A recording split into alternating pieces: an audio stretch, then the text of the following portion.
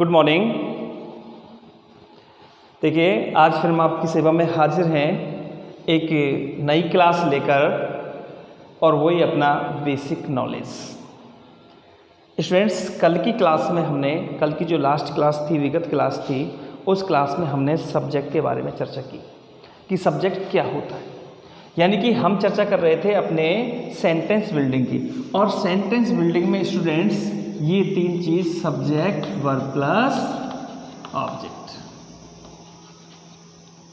ये तीन चीज़ हमको यानी कि लर्न करनी है। क्या करनी है बेटा? लर्न। जैसे मैं लर्न और परचेज में अंतर बताया था ना, उस तरह से ये हमको लर्न करनी है। अब इसमें से हमारा जो चैप्टर है सब्जेक्ट वाला, ये हमने पहली क्लास में क्लियर कर लिया है कि सब्जेक्ट किसे कहते हैं और सब्जेक्ट कितने प्रकार का होता है।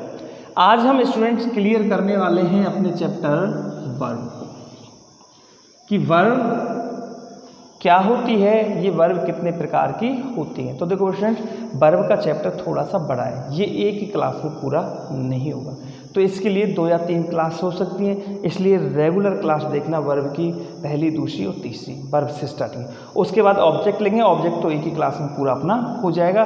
ये जो वर्ब का चैप्टर है, ये थोड़ा सा वर्ब है, और ये थोड़ा कन्फ्यूजन पैदा करता है कि वास्तव में वर्ब होती क्या है। ठीक है बेटा? तो अब यहाँ पर हम आज लेके चलते हैं बेटा, चर्चा करते हैं वर्ब के बारे में, और दूसरा नंबर डाल करके यहाँ पे लिख लेंगे बेटा वर्ब, और वर्ब का अर्थ होता है क्रिया।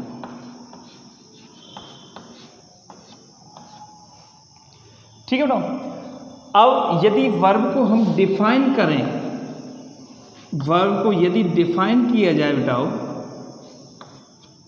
तो आप याद कीजिए हिंदी की क्लास कि क्रिया की परिभाषा क्या होती है, क्रिया किसे कहते हैं। हिंदी वाले सर ने हमें बताया होगा कि ऐसा शब्द जिस शब्द में किसी कार्य का करना या होना पाया जाता है, यानी ऐसा शब्द जिसमें किसी कार्य का करना या होना पाया जाता है, वो हमारा क्या होता है बेटा? वर्ब होता है। ठीक है? ओके स्टूडेंट्स, यही है ना? हाँ, यानी ऐसा शब्द जिसमें किसी कार्य का करना या होना पाया जाता है, वो वर्ब कहलाता है। लेकिन इंग्लिश में हमको ये क्लियर कैसे करना है बेटा कि वर्ब को हम कहते हैं एक्शन, जो हमने सब्जेक्ट के अंतर्गत भी पढ़ा है। सब्जेक्ट जो पढ़ाया था ना, कि जो subject refers to the doer of an action, वहाँ मैंने आपको बताया था कि एक्शन का मतलब क्या होता है बेटा? वर्ब। और ये एक्शन वो होता है जो बेटा, एक तो हम फिजिकली करते हैं, एक हम मेंटली एक्शन भी करते हैं। एक्शन भी 2 प्रकार के होते हैं, एक फिजिकली, एक मेंटली। ठीक है बेटा? जैसे कि आई एम थिंकिंग, मैं सोच रहा हूँ। ठीक है? तो थिंक क्या है? वर्ब। ये मेंटली वर्ब है। कैसी वर्ब है बेटा? मेंटली। ठीक है? जो मूड को व्यक्त करती है। और एक वर्ब ऐसी होती है फिजिकली, जैसे कि I am reading, I am playing, I am cooking food. ठीक है? ऐसी जो वर्ब होती हैं वो हमारी फिजिकली होती हैं। तो ओके स्टूडेंट, तो ये जो एक्शन जो होगा, अब ये एक्शन या तो कैसा होगा बेटा? फिजिकली, या कैसा होगा बेटा? ये होगा हमारा मेंटली। ठीक है? एक्शन कैसा भी हो, फिजिकली हो या मेंटली हो, ये जो एक्शन होता है वो हमारी क्या होती है बेटा? वर्ब होती है। और एक्शन का मतलब होता है कार्य का करना या होना। एक तो काम स्वतः होता है, वो भी एक्शन होता है। जैसे सूर्य उदय होता है कहाँ से? पूरब से होता है। The sun rises in the east, तो अपने आप हो रहा है, स्वतः ही हो रहा है, क्या क्रिया खुद हो रही है। ठीक है? कोई कर थोड़ी रहा है। तो वहाँ पर जो एक्शन होता है वो क्या होती है बेटा? अपनी वर्ब होती है। तो एक्शन का मतलब होता है बेटा कार्य का करना या होना। और ऐसा शब्द जिसमें किसी कार्य का करना या होना पाया जाता है, वो हमारा क्या होता है बेटा? वर्ब होता है। अब ये चीज़ हम पढ़ते आए हैं शुरू से। जैसे कि हम यहाँ पर एक वाक्य लिखें यहाँ पे कि my father goes for a walk. Daily in the morning. My father goes for a walk. तो यहाँ पर अपन देखेंगे बेटाओ वर्ब क्या है अपनी गो। ठीक है, ऐसा शब्द जिससे किसी कार्य का करना ही होना पाया जाता है। तो गो मीन्स जाना, फॉर मीन्स के लिए, ठीक है, ए वॉक मीन्स भ्रमण, डेली मीन्स रोजाना। ठीक है, अब इसमें अंतर आ रहा है किसका बेटाओ कि क्रिया इसमें हो रही है जाना। जब हम चलते हैं ऐसे पैरों से चलते हैं बेटाओ तो उसमें क्या है कि फिजिकली एक्शन होता है। तो वो क्या हुई हमारी बेटाओ वर्ब हुई। अब यहाँ पे गोज हमारी क्या है बेटाओ वर्ब। अगर दूसरा सेंटेंस यदि हम लिखें यहाँ पर तो हम ऐसे कर सकते हैं बेटाओ Radhika is dancing on the stage. Radhika stage पर यानी ऑडिटोरियम पर नाच रही है। तो डांस करेंगे तो फिजिकल एक्शन वहाँ पे होगा। तो डांस में क्या हुई बेटा हमारी यहाँ पे वर्ब। ओके बेटा, डांस यहाँ पे क्या है वर्ब। तो इस प्रकार से वर्ब की परिभाषा क्या हुई बेटा कि जो एक्शन होता है ऐसा शब्द जिसमें किसी कार्य का करना या होना पाया जाता है वो हमारी वर्ब होती है। चलिए स्टूडेंट्स, अब हम आगे छेड़ते हैं एक और कहानी। आगे हम एक कहानी लेके चलते हैं बेटाओ। जैसे कि हम एक सेंटेंस आपको लिखें, द डॉग इज डेड। कुत्ता मृत है, कुत्ता मरा हुआ है। ठीक है बेटा, अब इसमें एक्शन बताओ बेटा क्या एक्शन हो रहा है। जब डॉग मर ही गया तो वो एक्शन क्या करेगा बेटा, कुछ एक्शन होगा, कुछ एक्शन हुआ इसमें बेटा नहीं हुआ। जैसे कि हमने यहाँ पे एक वाक्य किया बेटाओ, सुधा इज 8 years old। सुधा कितने साल की बेटा 8 साल की। क्या कोई एक्शन हुआ नहीं हुआ।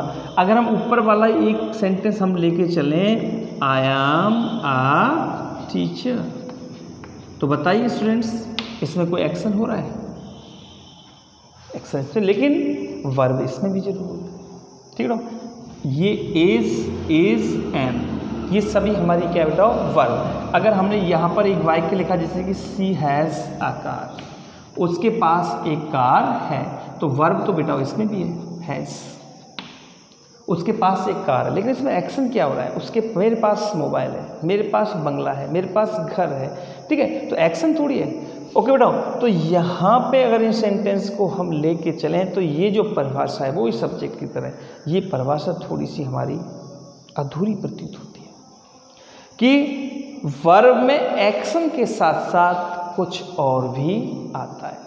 ठीक बेटा, तो यानी कि जो वर्ब जो होती है उसमें एक्शन के साथ साथ कुछ और भी आता है। ऐसी बात नहीं है कि वर्ब में केवल एक्शन ही आए। ओके बेटा, तो अब हम इस वर्ब की जो डेफिनेशन है, वर्ब को जो हमें डिफाइन करना है वो क्लियरली हम इसे डिफाइन करेंगे। चलो अच्छे ढंग से आया समझ में बेटा।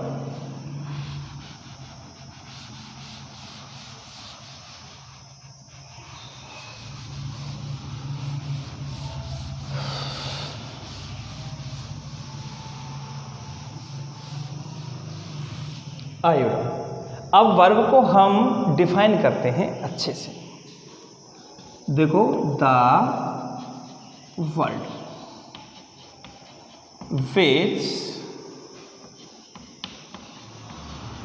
Expresses an action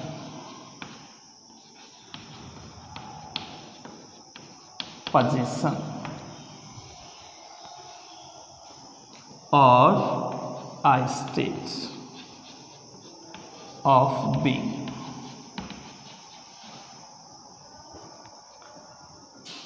is called a verb. The word which expresses an action, position or a state of being is called a verb.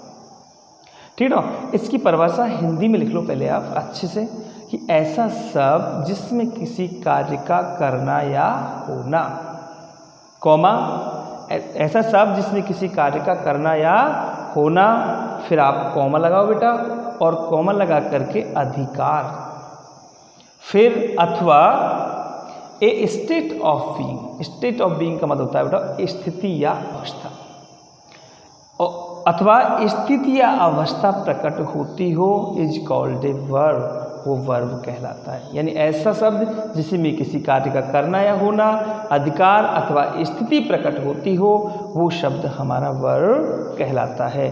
तो इसमें बेटा देखो एक्शन के साथ साथ यहाँ जो हमने एक्शन लिखा है, इस एक्शन के साथ साथ हम यहाँ पे कॉमन लगा के, जिसे एक्शन, स्टेट और पोजीशन। पोजीशन का मतलब होता है बेटा अधिकार,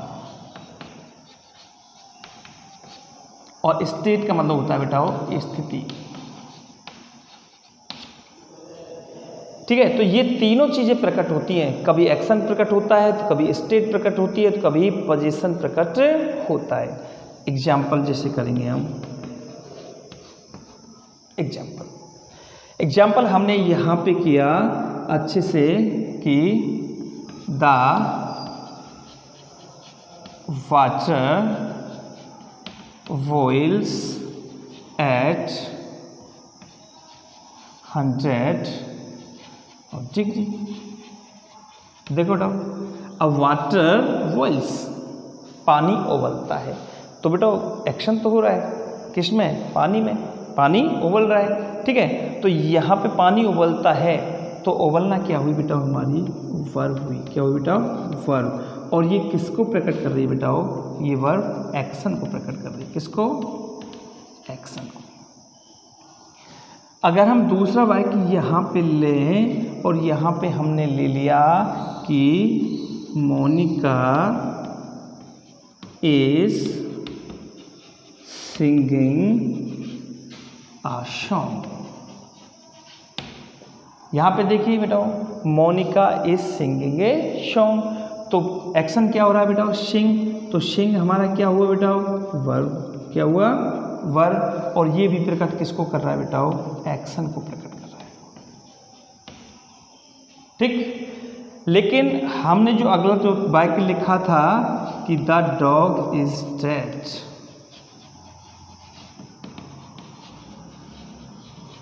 द डॉग इज डेड। अब यहाँ पे इज है हमारी वर्ब, लेकिन ये स्टेट को बता रही है। किसको बता रही है बेटा, स्टेट को। और स्टेट किसकी, डॉग की। ये इन दोनों शब्दों को जोड़ रही है, यहाँ पे सब्जेक्ट और यहाँ पे कॉम्प्लीमेंट। ये इन दोनों शब्दों को जोड़ रही है, जोड़ने के बाद लिंक कर रही है बेटा। ठीक है, अब यहाँ पे ये क्या है हमारी बेटा, वर्ब, लेकिन ये कुत्ते की स्थिति बता रही है। क्या बता रही है बेटा, स्थिति, स्टेट, कि कुत्ता कैसी अवस्था में है, कैसी स्थिति में है, कुत्ता मरा हुआ है। ठीक है बेटा, तो ये होती है हमारी स्टेट। ठीक है बेटा, अब यदि हम अगला चौथा एग्जाम्पल हम लेके चले बेटा, जैसे हमने अभी लिखा था सी हैज़ अ कार। अब यहाँ पे देखो बेटा, वर्ब क्या है हमारी, हैज़, लेकिन ये किसको प्रकट कर रहा है, पोजीशन को।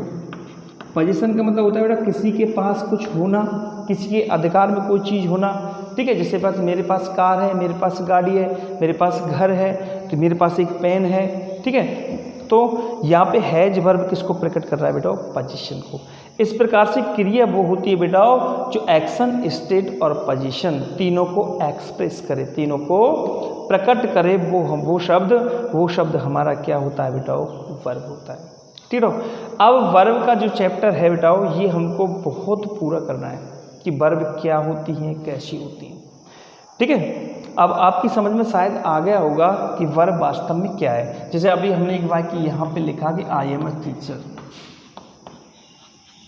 ये वाक्य लिखा आई एम ए टीचर। अब यहाँ पे आप खूब देख सकते हैं कि एम क्या है बेटा, हमारी वर्ब है। क्या है बेटा, verb, I am a teacher. लेकिन ये किसको बता रही है बेटा, स्टेट को। किसको बता रही है, स्टेट को। कि मेरी स्थिति क्या है कि मैं अध्यापक, I am ill, she is ill, she is seriously ill. तो ये सारी जो चीज़ें होती हैं बेटाओ ये वर्ब होती हैं।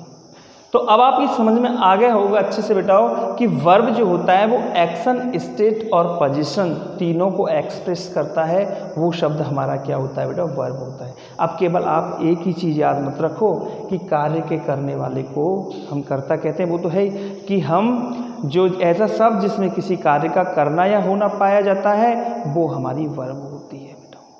वर्ब कार्य का करना है, एक्शन तो प्रकट होता ही है, उसके साथ साथ में उसमें स्थिति और पोजीशन यानी अधिकार भी प्रकट होता है। ओके स्टूडेंट्स, तो आपकी समझ में शायद ये आ गया होगा। आप इसे यहाँ तक नोट डाउन कर सकते हैं कि वर्ब वास्तव में क्या होती है। अब अपनी कहानी को आगे बढ़ाते हैं और आगे लेके चलते हैं बेटाओ। ये तो वो ही वर्ब की परिभाषा। अब करेंगे हम काइंड्स ऑफ वर्ब यानी वर्ब के प्रकार।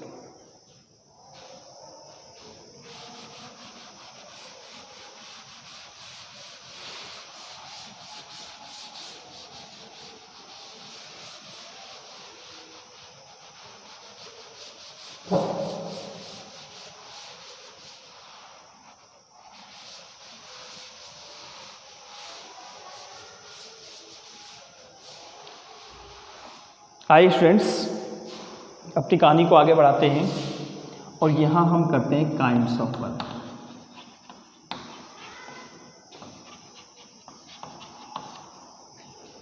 ठीक है, तो देखो अगर हम वर्ब को बेटा कैटेगराइज करें, हम अगर वर्ब को हम कैटेगराइज करें, वर्ब को अगर हम श्रेणियों में बांटें, ठीक है ना, तो वर्ब के प्रकार बेटा बहुत हो जाते हैं।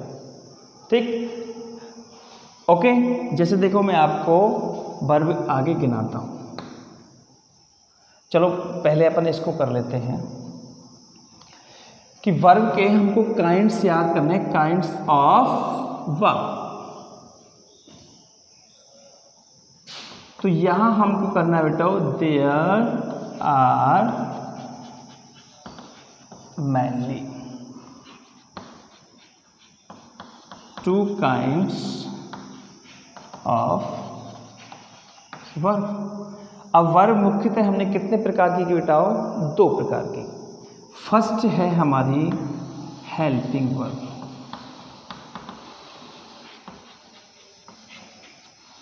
और सेकंड है हमारी मैन वर्ब। ठीक है, अब ये हेल्पिंग वर्ब जो होती है बेटाओ इससे हम ऑक्सिलरी वर्ब भी बोलते हैं। ध्यान रखना इस चीज को, ऑक्सिलरी वर्ब, हेल्पिंग वर्ब और ऑक्सिलरी वर्ब दोनों का मतलब होता है सहायक क्रिया।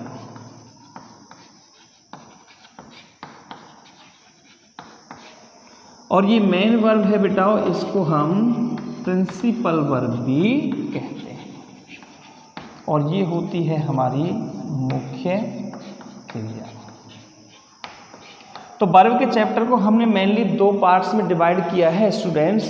एक होती है हमारी हेल्पिंग वर्ब और दूसरी होती है हमारी मैन वर्ब। ठीक है ना, तो वर्ब के चैप्टर को जब हमने डिफाइन किया, इसको डिवाइड किया, तो इस प्रकार से किया कि वर्ब और वर्ब हुई हमारी दो, एक हुई हमारी HB और दूसरी हुई हमारी LP। ठीक है ना, अगर वर्ब को पूरी तरह से पूरा चैप्टर लिए जाए तो ये बहुत काफ़ी बड़ा पड़ेगा। एक एक एक एक करके मैं सारा कुछ आपके लिए बहुत अच्छे ढंग से समझाऊंगा। हेल्पिंग वर्ब, मैन वर्ब, ये तो हमारी हुई बेटाओ। एक हमारी वर्ब बेटाओ होती है लिंकिंग वर्ब। ठीक है, एक होती है बेटाओ हमारी स्टेटिव वर्ब। स्टेटिव वर्ब जो स्टेट को दर्शाती है। ठीक है बेटा, लिंकिंग वर्ब, स्टेटिव वर्ब, और एक होती है बेटा हमारी कॉपुलर वर्ब। ओके बेटा, एक होती है हमारी लेक्सिकल वर्ब। ठीक है ना, एक होती है हमारी डायनेमिक वर्ब। ओके, अगली क्रिया आती है हमारी रेगुलर वर्ब, रेगुलर वर्ब। अगली आती है बेटा हमारी रेगुलर वर्ब। आगे आती है बेटा हमारी पॉजिटिव वर्ब। आगे आती है बेटा हमारी वीक वर्ब। आगे आती है हमारी स्ट्रॉन्ग वर्ब। देखो बेटा वर्ब कितनी सारी है, ठीक है बेटा। तो वर्ब के काइंड्स ये दो लिए हैं हमने मेनली। कितने लिए बेटा? दो। इन दो से फिर इनको हम आगे डिवाइड करेंगे कि इन दो में कौन सी कॉप्युलर है, कौन सी एक्सिकल है, कौन सी रेगुलर है, कौन सी इरेगुलर है। ये स्टेटिव लिंकिंग इन सब के बारे में मैं आपको बताऊंगा बेटा, ठीक है। ओके, तो अभी आपको केवल इन वर्ब की तरफ ध्यान नहीं देना है, इनकी तरफ अभी आपको ध्यान नहीं देना है। जो वर्ब वाला चैप्टर है केवल आप इतना ही ध्यान रखो स्टूडेंट्स कि वर्ब हमारी कितनी हुई? दो, एक एचवी और एक हमारी एमवी। अब वर्ब की परिभाषा पहले अपन ने कर ही ली। अब वर्ब अपनी दो प्रकार की हुई, एक हमारी हेल्पिंग वर्ब और दूसरी हमारी मेन वर्ब, ठीक है। तो बताओ बेटा पहले हम किसको क्लियर करेंगे, हेल्पिंग वर्ब या मेन वर्ब? पहले क्लियर करेंगे हम किसको बेटाओ?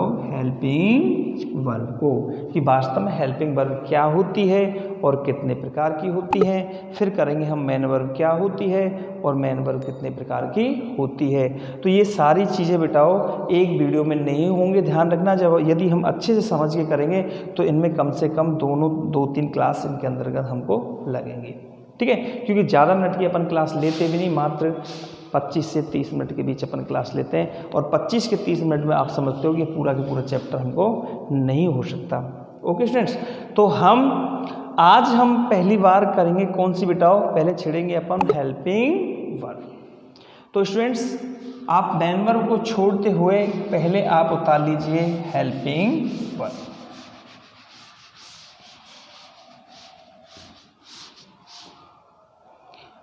तो पहला चैप्टर हम लेके चलते हैं helping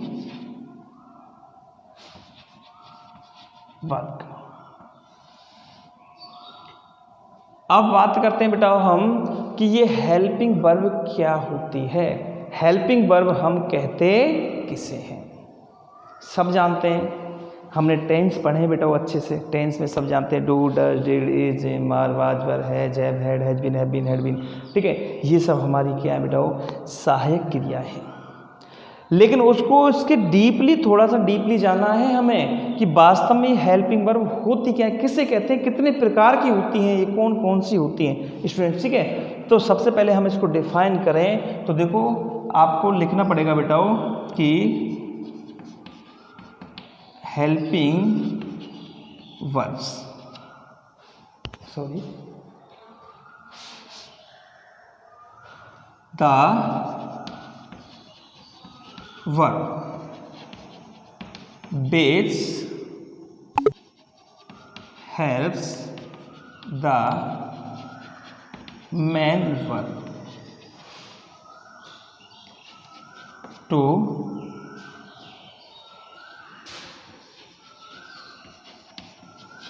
complete its sense. The verb which helps the main verb to complete its sense, यानी ऐसी क्रिया जो मुख्य क्रिया के अर्थ में सहायता करती है। ऐसी क्रिया जो मुख्य क्रिया के अर्थ में सहायता करती है वो हमारी हेल्पिंग वर्ब कहलाती है। यानी ऐसी क्रिया जो मुख्य क्रिया के अर्थ में क्या करेगी बेटाओ? सहायता करेगी, वो हमारी हेल्पिंग वर्ब कहलाएगी। आगे हमको इसमें लिखना है बेटाओ, it shows the time and tense of an action, ठीक है, इन सेंटेंस। यानी कि इट शोज, ये दर्शाती है, द टाइम, समय, एंड टेंस, समय और काल को, ऑफ एन एक्शन, किसी वर्ब के, यानी किसी वर्ब के टाइम और टेंस को, समय और काल को दर्शाती है इन सेंटेंस। किसमें बेटाओ? सेंटेंस में। तो ये पूरी चीज़ ये जो है हमारी, ये हमको सहायक क्रिया के रूप में याद रखनी है कि हेल्पिंग वर्ब जो होती है वो मुख्य क्रिया की सहायता करती है और वो क्रिया के समय और काल को दर्शाती है। ठीक बेटा, जैसे कि हम यहाँ पर एक वाक्य लिखे हैं, जैसे आई एम प्लेइंग क्रिकेट। ठीक है, अब यहाँ पे यदि इस एम को हटा दिया जाए तो इस क्रिया का अर्थ पूरा निकलेगा कि बेटा क्रिया क्या कहने वाली है, आई प्लेइंग क्रिकेट। ठीक है, तो यानी कि इस क्रिया की सहायता करने के लिए यहाँ पे क्या लगा दिया बेटा, एम, और इससे पता पड़ गया क्रिया पूरी हो गई। एम प्लेइंग, एच बी और एम बी, एम प्लेइंग, इसका अर्थ हो गया कि मैं क्रिकेट खेल रहा हूँ। ओके स्टूडेंट्स, तो इसने इस क्रिया की क्या कर दी बेटा, सहायता कर दी, इसलिए ये क्या हो गई हमारी एक सहायक क्रिया हो गई। चलो इस एम को हटा करके और एम की जगह हमने लगा दिया बेटा वाज। केवल हमने एम को हटाया, एम की जगह क्या लगा दिया, वाज। तो आई वाज प्लेइंग क्रिकेट, मैं क्रिकेट खेल रहा था। तो एम से प्रकट हो रहा था कि क्रिया किस टेंस में हो रही है बेटा, प्रेजेंट में। किस में हो रही है, प्रेजेंट में। लेकिन सिर्फ इसी सहायक क्रिया के हटाने से यदि बाज लगा दिया तो तुरंत पता पड़ जाएगा कि ये क्रिया किस टेंस में हो गई बेटा, पास्ट टेंस में। केवल टेंस परिवर्तन के लिए एक ही चीज बदली हमने, एच बी, और इस क्रिया ने ही दर्शा दिया हमें कि क्रिया पहले प्रेजेंट में हो रही थी, अब पास्ट में। यदि इसकी जगह हम सैलरी कर दें, क्या कर दें बेटा, salary, I shall be playing cricket. तो अब यहाँ पे ये एक्शन किस टेंस में हो गया बेटा, फ्यूचर में। ठीक है ना, तो केवल हमने चेंज क्या किया है बेटा, एच बी, केवल चेंज हमने एच बी की है, और एच बी ने ही जो सेंटेंस है उस वाक्य के एक्शन को चेंज कर दिया है। समझ गए? तो इस प्रकार से जो it shows the time and tense of an action, जो हेल्पिंग वर्ब होती है वो क्रिया के टाइम और काल को बताती है बेटाओ कि क्रिया किस समय में हो रही है या क्रिया किस समय में हो रही थी। और इसका मेन काम होता है हेल्पिंग वर्ब का मेन वर्ब की सहायता करना, मेन वर्ब के साथ रहना। ठीक है, तो ये एक सहायक क्रिया होती है जो सिर्फ मेन वर्ब की क्या करती है बेटाओ, सहायता करती है। चलो आगे चलते हैं।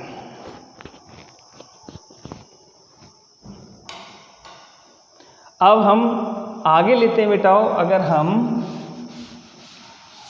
हेल्पिंग वर्ब को यदि हम आगे लेकर के चलें, अब हेल्पिंग वर्ब कितने प्रकार की होती है। अब लेंगे हम काइंड्स ऑफ हेल्पिंग वर्ब, कि हेल्पिंग वर्ब के प्रकार।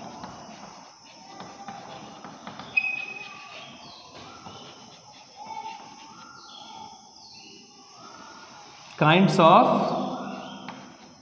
Helping verb. ठीक है, यहाँ क्या पढ़े हमने, kinds of verb, helping verb और मेन वर्ब। अब हेल्पिंग वर्ब के काइंड्स ऑफ हेल्पिंग वर्ब। अब क्वेश्चन आता है कि हेल्पिंग वर्ब कितने प्रकार की होती हैं, how many kinds of helping verb are there. Helping verb कितने प्रकार की होती है बेटाओ। ठीक है, तो इसमें सिर्फ हमारे लिए डिफाइन होगा बेटाओ कि there are mainly two kinds of helping verbs। Okay students, तो यहाँ पे हेल्पिंग वर्ब अपनी कितने प्रकार की हुई, दो। क्रिया भी कितने प्रकार की हुई, दो, हेल्पिंग वर्ब और मेन वर्ब। और हेल्पिंग वर्ब भी कितने प्रकार की हुई हमारी बेटाओ, दो प्रकार की हुई। फर्स्ट लेते हैं हम प्राइमरी हेल्पिंग वर्ब।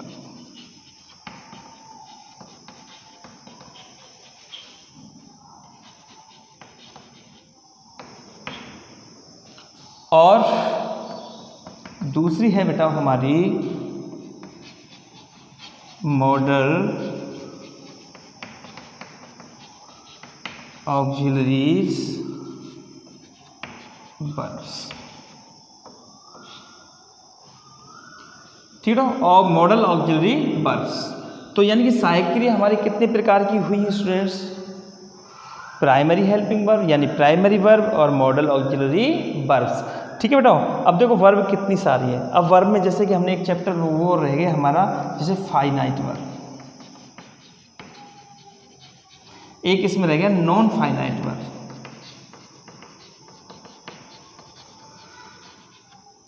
ठीक है, तो यानी कि वर्ब का जो चैप्टर है, लेकिन आपको ये वाला जो चैप्टर है बेटाओ, ये जो अभी मैंने आपको कराया है, इसकी तरफ अभी आपको ध्यान नहीं देना है।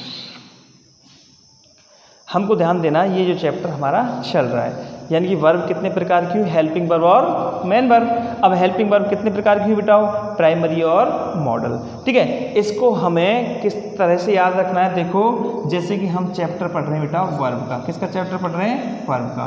अब वर्ब कितने प्रकार की हुई हमारी, दो, एक HV और दूसरी MV। अब HV कितनी हुई बेटा हमारी, दो, एक प्राइमरी और दूसरी मॉडल। इस तरह से करना है हमको सेट। हेल्पिंग वर्ब दो ही, प्राइमरी और मॉडल। तो पहले कौन सी करेंगे बेटा हम, प्राइमरी वर्ब, उसके बाद करेंगे हम model auxiliary verbs. Okay students, एक मिनट, सॉरी।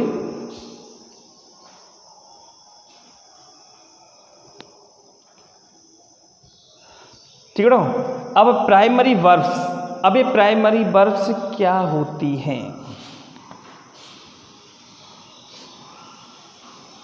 इनके बारे में चर्चा करेंगे बेटा हम कल, यानी आने वाली अगली क्लास में। फिर चर्चा करेंगे हम मॉडल ऑक्सिलरी वर्ब्स, यानी कि आने वाली क्लास में, यानी कि कल हम चर्चा करेंगे बेटा प्राइमरी हेल्पिंग वर्ब्स के बारे में कि प्राइमरी हेल्पिंग वर्ब्स क्या होती हैं।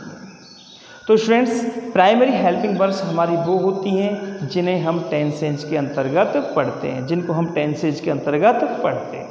अब बस अगली आने वाली क्लास तक आप बस मुझे ये याद करके रखिए बेटाओ कि टेंसेज के अंदर हम कितनी हेल्पिंग वर्ब पढ़ते हैं, कितनी हेल्पिंग वर्ब आती हैं। अभी आपकी गिनती में नहीं होंगी, लेकिन आने वाली क्लास तक आप गिन करके रखो कि टोटल टेंस में हम कितनी हेल्पिंग वर्ब पढ़ते हैं। Do, does, did, is, am, are, was were, has, have, had, has been, had been, shall, will be, shall have और will have, shall have been, will have been. ये जो verb है मैंने आपको बस 3 सेकंड में बोल के दिखा दिए। इनको आप गिन करके याद रखिए बेटाओ कि ये वर्ब कितनी होती हैं, और आपका जो कन्फ्यूजन है वो पूरा कि वर्ब कितनी होती है वो मैं आपके आने वाली क्लास में ज़रूर मिटाऊंगा। ओके स्टूडेंट्स, तो आज के लिए बस इतना ही बेटाओ। खुश रहो, मस्त रहो, आबाद रहो, घर पे रहो, बस पढ़ाई करते रहो। ओके स्टूडेंट्स, आज के लिए बस इतना ही, चाओ।